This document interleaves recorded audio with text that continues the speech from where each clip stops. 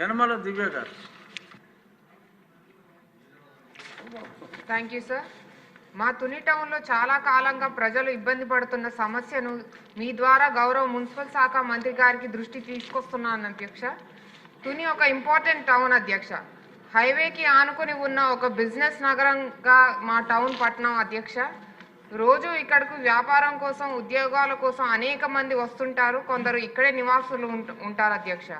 ఇక traffic and movement of people and goods పెరిగిపోయి ప్రజలు కొన్ని ఇబ్బందులు పడుతున్నారు అధ్యక్ష.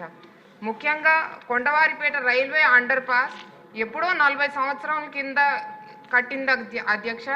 ఈ అండర్ పాస్ను వార్డ్స్ 1 నుండి 10 వరకు ఉన్న ప్రజలు వాడుతుంటారు అధ్యక్ష. రోజు సుమారు 5,000 మంది ఈ అండర్ పాస్ను వాడుతుంటారు అధ్యక్ష. ఈ అండర్ పాస్ చాలా నారోగా ఉంటుంది. వర్షాకాలంలో ఇంకా దయనీయమైన పరిస్థితి అధ్యక్ష. ఈ అండర్ పాస్లో నీళ్లు ఎక్కువైపోయి పిల్లలు కూడా స్కూల్ పిల్లలు కూడా బ్యాగులు పైన నెత్తి మీద పెట్టుకొని పోయే పరిస్థితి అధ్యక్ష.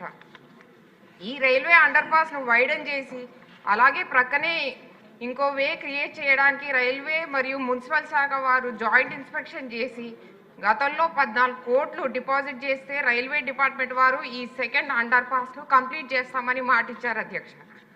గతంలో వైసీపీ ప్రభుత్వం నిర్లక్ష్యం చేసిన ఈ అండర్ పాస్ను మన కూటమి ప్రభుత్వం వెంటనే టేకప్ చేయాలని రైల్వే వారు ఎస్టిమేటెడ్ను చేసిన అమౌంట్ని స్టేట్ గవర్నమెంట్ రిలీజ్ చేసి ఈ సెకండ్ అండర్ పాస్ను నిర్మించి మా తుని పట్టణ ప్రజలను ఆదుకోవాల్సిందిగా మీ ద్వారా మున్సిపల్ అడ్మినిస్ట్రేషన్ మంత్రి గారిని రిక్వెస్ట్ చేస్తున్నాం అధ్యక్ష.